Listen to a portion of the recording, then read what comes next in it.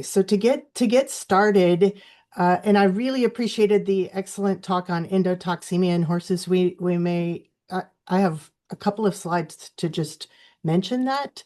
But to get started, we know that forage is so very important for our horses, and yet that many of our horses cannot subsist on an all forage diet, even though here in the United States it's extremely popular. We must often provide grain to them in order to either increase calories and protein and amino acids for performance, and also as a carrier for important vitamins and minerals. But that means that the carbohydrates in grain versus forages are very different. So today I want to go back and talk about the carbohydrate fractions that make up the horse's diet, to point out that what we can do in the laboratory when we analyze our forages and hay, pasture, and grains is that the laboratory analysis does not really match equine digestion. And so we have to be aware of that. It's also important, it's so easy to talk about how starch and sugars are not, too much starch and sugars are not good for horses, and that fiber is important, and yet we need starch and sugar for performance and energy. I'll talk very briefly about non-structural carbohydrate overload, and then I want to talk about some of the metabolic disorders in horses that require low sugar and starch and how to manage those. But then I want to wrap up to remind everybody how important it is that some performance horses need some non-structural carbohydrate. So we all know that plants take carbon dioxide and water and sunlight through chlorophyll and produce different carbohydrates and release oxygen. Those carbohydrates that are produced throughout the plant either give structure to the plant. We would call these fiber. And I love this picture of an electron micrograph of this so that we can see structural carbohydrates in the cell walls. And these consist of hemicellulose and cellulose, which are digestible by the horse, and lignin, which is a very woody part of the plant, which is not digestible. In between these cell walls, there is what I call this glue, pectins, mucilages, gums, that hold these walls and structure together. And these are also soluble carbohydrates that are very easily fermented in the hindgut of the horse. But inside the cell walls, this is what keeps the plant alive from day to day. As sunlight and photosynthesis occur, the plant forms what we call non-structural carbohydrates. And these are comprised of sugars. That could be simple sugars, hexoses, disaccharides, or oligosaccharides, or then polysaccharides like starches, which are long chains of glucose, or fructans, which are long chains of fructose. And by long, I mean there may be 10,000 glucose or fructose molecules in these compounds. These are stored inside the cells so that during night or cloudy days or shade to sunlight that the plant, or cold or extreme heat, the plant then burns these through respiration to support it. And for the horse, these dietary carbohydrates are not equal because fiber gives slow burning fuel and non-structural carbohydrate gives more rapidly burning, powerful fuel. We'll talk about that in more detail here. When we consider the laboratory analysis of carbohydrates, I've kind of laid it out so that we could look at it linearly. And the only thing in the horse, sugars are even more easily digestible than starch. But how the laboratory lines up is that we can first dissolve this entire carbohydrate sample in hot water, and we get water-soluble carbohydrate. And we can dissolve some of this in ethanol and get ethanol soluble carbohydrate. We typically use ethanol soluble carbohydrate for grains and water soluble carbohydrate for everything else, for forages. Then we can submit this sample to digestion by amylase and get the starch fraction. And notice that that is different than water-soluble carbohydrate. So the best we get here in the lab for non-structural carbohydrate is water-soluble carbohydrate plus starch when you get a laboratory analysis back. There's no direct way to get this fraction exactly. And then we're left here on the other end with the fiber portion, neutral detergent fiber dissolved in neutral detergent, and slightly more and a larger amount of that fraction than just the acid detergent fiber, which is only dissolvable in acid. And this is the least digestible portion. If we're looking at an old analysis for crude fiber, it picks up a little bit of lignin and a little bit of the hemicellulose not included in the ADF. And yet we use this for grains mostly because of the low ADF in grains. And we're totally missing this part here still in our laboratory analysis. If we compare this with how the horse actually digests this, starches and sugars are hydrolyzed in the small intestine to glucose and then are absorbed as glucose and can be stored as muscle glycogen and can create great power for performance, but it can also be overloaded and create insulin dysregulation and equine metabolic syndrome. The rest of this here, lignin is not digested at all, but the rest of the soluble fibers and insoluble fibers are fermented in the large intestine, with fructans and pectins more rapidly fermented and cellulose the most slowly fermented. It's important to remember that the fiber ferment in the large intestine gives a slow burning, low power fuel for all day energy. But if we really want powerful performance, it is the starch and sugars that are digested in the small intestine to simple sugars, glucose that or fructose that can be converted in the body to store to muscle glycogen. And this gives us we could talk about, I'm not going to review glycolysis and the Krebs cycle, but glucose gives us the most universal fuel for speed and strength. And if we want powerful performance, and fibers are slow burning and convert to volatile fatty acids, which are slow burning that only work in aerobic activity. And so we would miss out on a lot of the powerful performance if we fed an all forage diet or a forage and fat supplemented diet.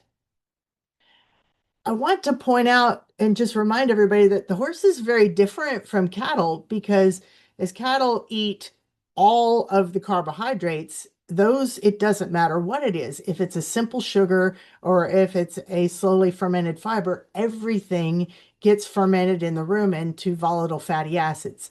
And we know we can overload the rumen here. We can get endotoxemia in cattle. But these volatile fatty acids are slow burning fuel and very low powerful. They cannot do powerful contractions like from glucose with the horse, very limited. They can convert a very little bit of volatile fatty acid to propionic acid to glucose, but that is it. And that may be why we have, this is meant to be funny, but it may be why we have very different world record miles in cattle and horses. And here's Dr. Fager. His world record for the fastest mile still holds up today from 1968. And this is a friend of mine, Dr. Brian Nielsen, who put himself through graduate school as an exercise rider for quarter horses. And then he decided to do this. I don't know if it's because he's from Wisconsin, but there are many of us that could run quicker, a faster mile than this cow, but understand that she does not create the fuel, the metabolic fuel in her body that the horse does. One other thing about fiber before we launch off into how different carbohydrate fractions are digested. And we know in the equine stomach that fiber is not digested at all, but even though it's not digested, it is extremely important for horses in that it needs a kind of floating fiber mat here in the divider between the glandular region where all of the acid is produced and the non-glandular squamous region, which is a lot like esophageal tissue. because as this horse exercises, if it has not had enough fiber in its diet before exercise, there is a lot of acid splash from the glandular to the squamous region that makes that horse at a higher risk of ulcers. So even though they're not good at digesting fiber in their stomach like the cattle are, the rumen needs a fiber mat, and the equine stomach also needs a fiber mat. And this picture over here has been extracted from the rumen of cattle and a steer actually, and floated here to show different fibers differences. The smaller particles move down and out of the horse just like this would in the cattle. So very important to the horse. So coming back to these fractions, looking at how this is digested in the horse and how our laboratory analysis is, just as a reminder, the best we have when we start talking about amounts of carbohydrate that horses need is that we talk about non-structural carbohydrate, this sum here, because it's measurable in the lab, even though we're not getting a clear, and we could do starch and I guess a little bit of ethanol soluble carbohydrate, but we look at all of this non-structural carbohydrate because we find that this is the part of the diet of the carbohydrate fractions that horses are most sensitive to when there's a problem. So let's talk about these. Over here, this is, whoops, I clicked a little quickly. Let me go back forward. Here to the left, this represents the small intestine. This represents the portion of the large intestine, primarily the cecum and the large colon, although to a small extent, this also happens in the small colon. And here, as this horse eats its ration of perhaps hay and grain diet, it digests the sugars and starches are hydrolyzed in the small intestine to form glucose, which I've already pointed out is very efficient fuel for work. We have to be careful not to overfeed these horses, especially the horses that are not performance horses, because they don't have an outlet to burn this fuel and they start to get overload. And we see this overload as storage, right? As fat storage. As glucose is high in the blood, insulin is released and then helps to move that glucose into the tissues. So we see obesity and insulin dysregulation when there is excessive glucose in the diet. And high insulin over a long period of time is a risk factor for endocrinopathic laminitis. We can also overload the small intestinal capacity to digest the amount of hydrolyzable carbohydrate in it. And if it passes through because we fed too large of a grain meal, then it hits the large intestine, the cecum and large colon, and is rapidly fermented to lactic acid. There is a small portion of lactic acid that can be converted to propionic acid, but relatively small. When we have too much lactic acid, we're now getting overload where we'll get osmotic diarrhea and colic, and then potentially colonic damage, endotoxemia, and laminitis. And then, of course, over here are the fibers, which are slowly fermented to volatile fatty acids, acetate, propionate, and butyrate. And these provide slow, long-burning fuel that are a little less metabolically efficient, but very important for the horse, but also produce heat as byproduct of fermentation. And that may be important in hot weather.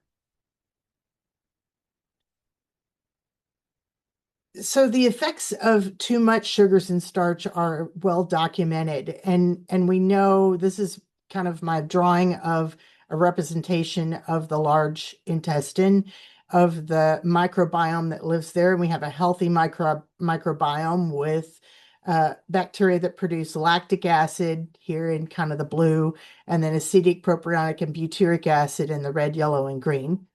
And if this mare overeats too much hydrolyzable carbohydrate and overloads the small intestine, we get more lactic acid produced and more proliferation of lactic acid producing bacteria, the lactobacillus, and a decrease in pH. If this is extreme or goes on too long, we get into toxin release and we get damage to the wall of the colon, and then those endotoxins can pass through that wall and we get laminitis. A long time ago, there was research done in cannulated horses, cecally cannulated horses, that examined how much starch and sugar is too much. And so this study out of Texas A&M with Gary Potter used cannulated horses and fed different levels of starch intake for the horse. And then they measured at the point of the cannula how much starch would be coming from the small intestine. At what point would it overload it? And so here, when they're not feeding any, they're not seeing any. And as they increase the amount of starch in the diet, they're seeing no production of starch here. It's getting all digested. And then at some point, they're hitting an overload where there is starch spilling over into the large colon. And this was determined to be approximately 0.4% of body weight of starch. That's helpful, but we need to translate that into how many pounds of grain per meal is safe for the horse. And how much does this translate? It really depends on what the grain in the meal is. If it is a high starch grain like corn or oats, it may be only 5 to 7 pounds.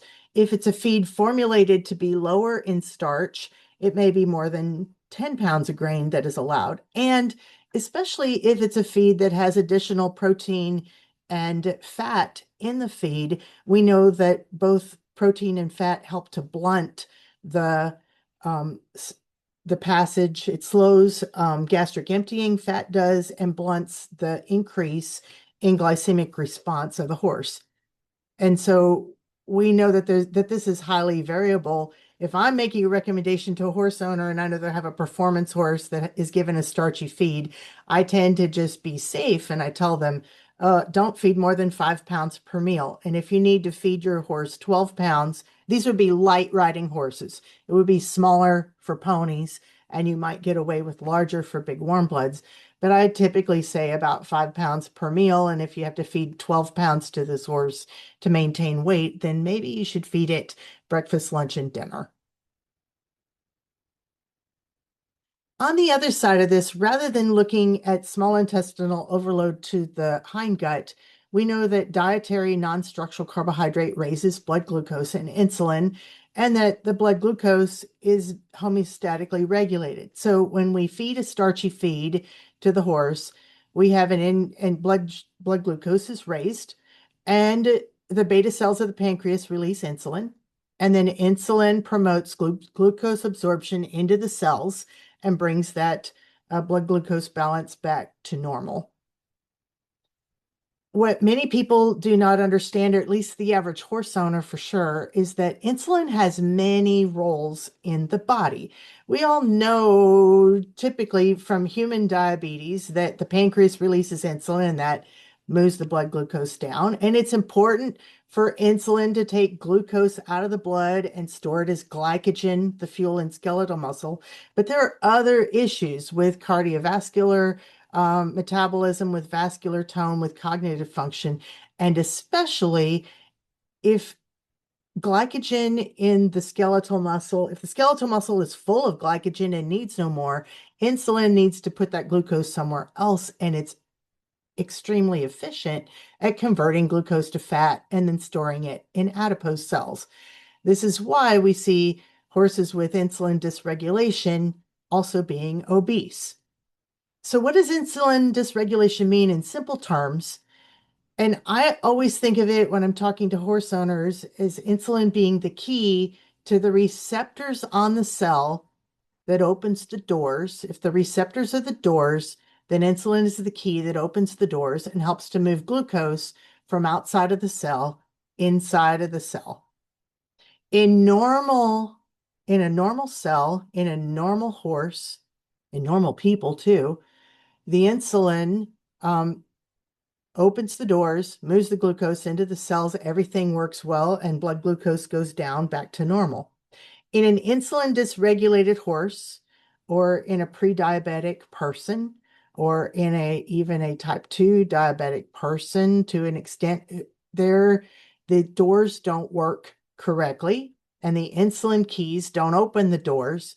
And so what does the body do? Or what do you do when your key doesn't work in a door? You try more keys, and the body makes more keys. So now there's higher insulin, and because there's higher circulating glucose, and that is considered insulin dysregulation, because that high insulin, remember, has all these other functions. So other systems in the body are being affected. So we see very common symptom of insulin dysregulation in horses is obesity, although not all obese horses are insulin dysregulated. Here in the United States, obesity is very much an increasing trend in the equine industry. We have improved pastures. I'm pretty sure that this miniature horse up here in the top does not need to be on the diet it's on. And I wish his halter fit better. A student sent me this. She was house sitting and said she thought this looked pretty bad. And I took the picture of this horse. This was a pony ride at the World Equestrian Games in Lexington, Kentucky several years ago. And I took many pictures of really beautiful World Equestrian competing horses. But these are the pictures that I've used most. So obesity is a risk of insulin dysregulation, and because of high insulin, of endocrinopathic laminitis and chronic founder. And we can get that to an extreme where horses have equine metabolic syndrome. And approximately 80% of horses with equine metabolic syndrome are obese. Not all obese horses have equine metabolic syndrome. To be insulin dysregulated, one way to test this is that they have a resting, and I say resting, not fasted, because they could be on a low non-structural carbohydrate hay. They have a resting insulin of over 45 milli-IUs per liter. And they also either have had laminitis or have acute laminitis because of hyperinsulinemia. About half of obese horses that have laminitis became laminitic from eating green, lush spring pasture, or here fall pasture, because we have cool season grasses here in the fall that are very high in sugar. A better way of testing for insulin dysregulation, and kind of the standard here that for veterinarians and horse owners, that is probably the least expensive method, is to give an oral sugar test. So this horse needs to be fasted for 3 to 6 hours, especially no grain, but also no hay at this point, not a very long fast, and then take a resting blood sample, give an oral dose of, here we use corn syrup. You can also use a glucose syrup. And then you take a blood sample. This graph is from the original work in 2014. We can take a blood sample either 60 or 90 minutes later, because by 60 minutes, blood glucose is raised enough in the insulin dysregulated horse to see a dramatic difference. And so down here in the solid bar are normal horses without insulin dysregulation. And you can see that that small, relatively small dose of corn syrup does very little to raise their blood glucose. But insulin dysregulated horses will have over 100 milli-units of per mil of insulin circulating in their bloodstream. A more exact test, if you wanted to quantify the degree of insulin dysregulation, is some work that I've done over a lot of years. And in our laboratory, we adapted this test from work done in human diabetic research. And to talk about this is a frequently sampled glucose insulin tolerance test. And what we do here is we give a glucose dose of about 300 milligrams per kilogram IV. and it goes into their bloodstream. And then we start taking many, this is the frequently sampled part. We're taking about 30 glucose samples over 3 hours. So you need a catheter. This is an expensive test. After 19 minutes, we give a dose of IV insulin, very small dose, and then we continue to track what happens with blood glucose here. So to interpret this, in a normal horse, shown down here in the bottom, kind of this green line, it has a very high response to the IV glucose, and it starts to clear that both through kidney clearance and pancreatic insulin action. And then when we give this dose of insulin, we're really testing how sensitive they are to insulin. So when they get extra insulin, it steepens the curve and brings it down to baseline quicker. In an insulin dysregulated horse, you can see that they have less of response to that dose of insulin that we give them at 19 minutes. And so the curve is very flat. Now, I could show you a lot of numbers with this quantified exactly, but I'm a visual person and I'm not sure that the numbers are as important as being able to see. You can see how much more a horse is insulin dysregulated, is flat, is insulin dysregulated compared to normal. And I want to show you some different metabolic situations. Here are horses with different body condition scores. This is using the Henneke scale from 1 to 9, where an ideal body condition is a 5 and moderate is a 6. And then we consider, overweight to obese horses at 8 and 9. And so here, the ideal and moderate horses are down here on the bottom. Body condition score of 5 and 6 are relatively insulin sensitive. But when we get obese horses, you can see that they are becoming insulin dysregulated. Here we have normal horses that have never foundered, no laminitis ever. And these will say chronic founder, that every year in the spring and the fall, they need to be removed from pasture because they will founder on grass. This is even more severe insulin dysregulated than these with high body condition score that are just simply obese. You have a very flat curve here. Some of these were very difficult to model and get a number on for how insulin dysregulated they were. There are a lot of questions about, is there a phenotype for horses that are insulin dysregulated or have equine metabolic syndrome? Do they look different even before we see extreme amounts of fat in places? And we know in people that we say the person that has the apple body shape has a higher risk of prediabetes and type 2 diabetes than, say, the pear shape or hourglass shape. Here's a picture of a horse with a typical equine metabolic syndrome presentation. This is from Dr. Erica Macon, and she's at Texas A&M. And these horses present with typically a cresty neck, extra fat adipose deposits over the rump area, and especially over the withers and behind the shoulders. Some of these horses might be ribby than with these adipose deposits in other places. Rebecca Carter created a cresty neck score system. And what you're seeing here on the right are my drawing interpretations of her cresty neck scores. And she correlated, she did cresty neck from 0 to 5 and correlated these very positively with leptin, which is secreted from adipose, with high insulin, high glucose, and high triglycerides. So more cresty neck has a higher risk of insulin dysregulation. And if we look at clinical signs of horses that have equine metabolic syndrome and insulin dysregulation, they are very prone to laminitis.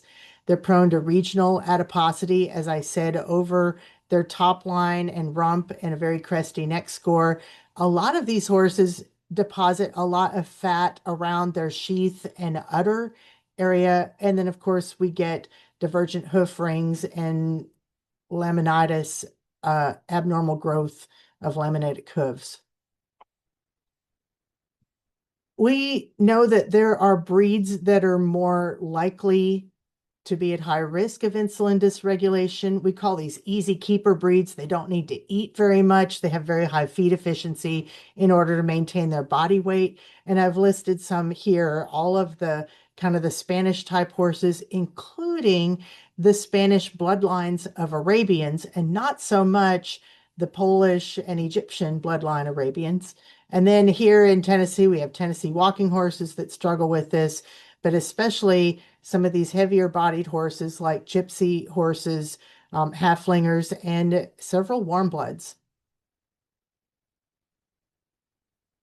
We also examined insulin dysregulation in pregnant mares because we know that gestational diabetes is an issue in people. And yes, it happens. These mares were pregnant at 11 months of pregnancy, and these mares were in their first month of lactation. And you can see that the pregnant mares are insulin dysregulated. These very same mares, after foaling, corrected after during lactation. But it's important to notice that if you already have a horse that is at risk for metabolic syndrome, then pregnancy can make that worse. So we're going to manage these horses through diet by limiting starch and sugar. The equine endocrinology group, with a lot of research, has recommended less than 10% non-structural carbohydrate. Here's where that laboratory analysis matters in both hay, pasture, and grain. And in most cases, pasture has higher NSC, and so we need to keep them off of pasture. We need less than 10% to minimize that postprandial insulin response that makes them so much more at risk for endocrinopathic laminitis. We also need to control weight management. This horse is at Colorado State University, and I took this picture too. I'm not sure if they know that she's featured in this presentation, but there you go. And then, of course, Nick Frank's group started dosing with levothyroxine to kind of jumpstart their weight loss. We also need to control feed intake either with grazing muzzle or a small whole hay net that we call a slow feed hay net. And we really need to limit their turnout time on pasture. And it's really important that we include a grazing muzzle with that limited turnout time. Let me show you why that's so important. This is research at University of Kentucky, just published this year. And the gray line here shows the non-structural carbohydrate here on the right y-axis in the pasture over time from 9 a.m. until about, 8 o'clock p.m. And you can see that it goes up during the day. Here are horses that were turned out with a grazing muzzle and without a grazing muzzle. And this is insulin, plasma insulin in their blood. And what you can see here is that in as short as 2 hours of grazing, you are starting to see an increase in plasma insulin over horses that had the grazing muzzle. And it does so, in other words, it doesn't take any time at all before they start to have an insulin response. We know that pasture changes from day to night and sunlight to shade in its production of non-structural carbohydrate. This research in Northern Virginia with cool season tall fescue pasture shows that change in non-structural carbohydrate. Here's sugars and fructans and not much starch in this cool season pasture. When these data were sampled when mares were sampled grazing the same pasture on the same days, we see, compared to mares that were fed hay only in stalls, we see that their blood insulin tracks the changes in non-structural carbohydrate in pasture. If you have really hot weather where their plant respiration exceeds photosynthesis and their ability to make non-structural carbohydrate, it drives that down and it may be safer for grazing. Likewise, if you have very cold temperatures, it may be in dormant pasture, it's more safe for grazing. Here is seasonal grazing. This is plasma insulin in horses grazing in winter, spring, summer, and fall. This is Kentucky cool season pasture, and you can see that there are changes, especially in the spring. Winter, spring, and summer are not so different, but fall pasture where it got hot and went dormant, there was a lower insulin in these horses. And insulin, there was lower insulin in insulin dysregulated horses grazing pasture when it did not, when it was more dormant. And then you can see normal horses here had no effect. It is totally possible you can leave horses turned out on pasture all day, all night, all year round, and there's never a problem as long as they're normal and not insulin dysregulated. In aged horses that have pituitary pars intermedia dysfunction, I just want to point out that it's very common for people to say horses with PPID also need low NSC. But the truth is that only about 30% of those need low NSC because those also have insulin dysregulation.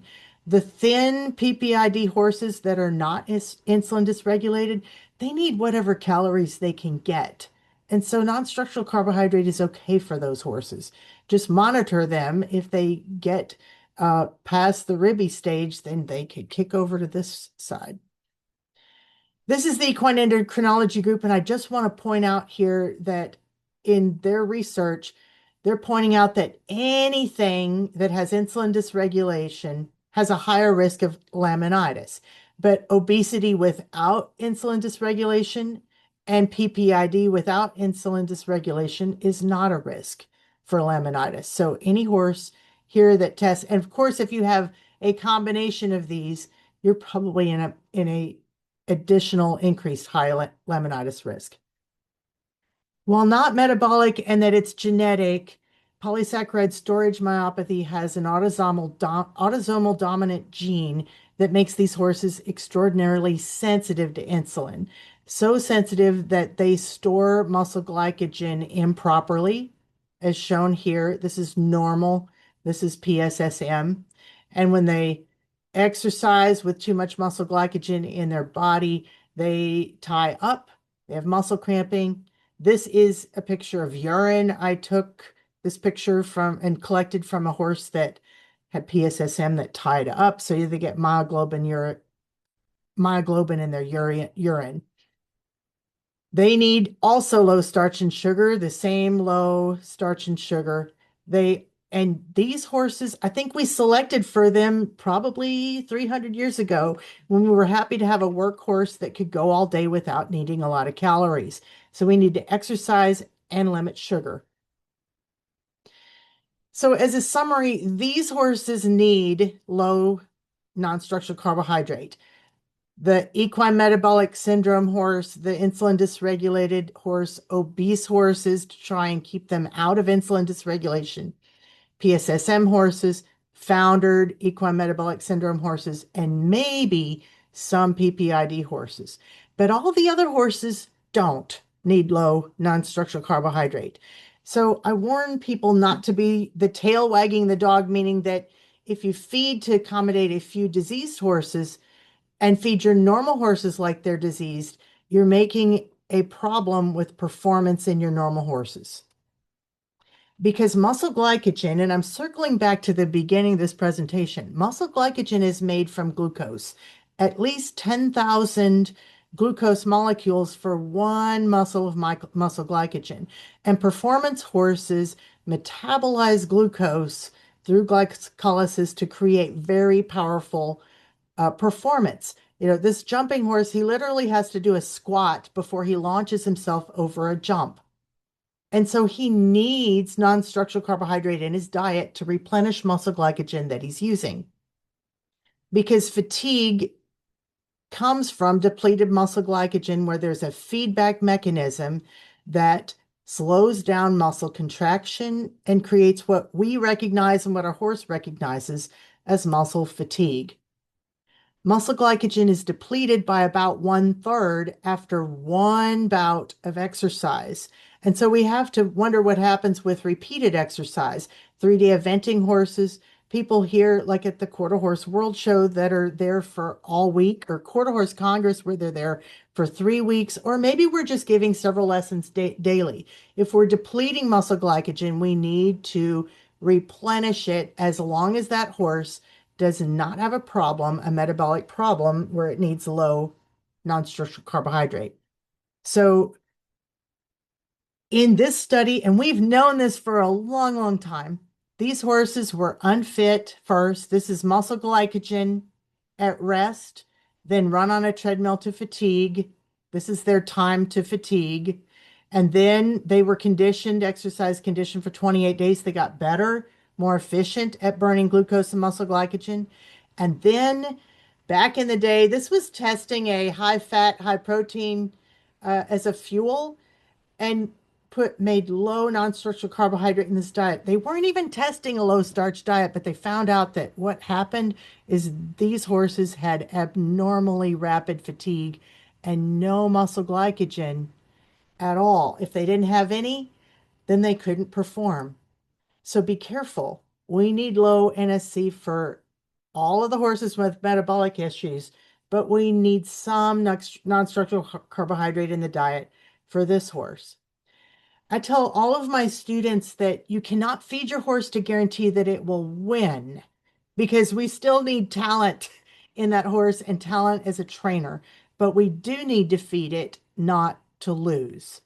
And so if we're feeding our performance horses correctly, we can feed them to win as best and then hope that our talent and training will take us there. We also need to feed this horse, this equine metabolic syndrome horse, not to lose and not to be sick. And we also need to feed this performance horse to win, not to lose, by giving it enough non-structural carbohydrate. I thank you so much for your attention, and it is an honor to be invited to this conference. Thank you very much.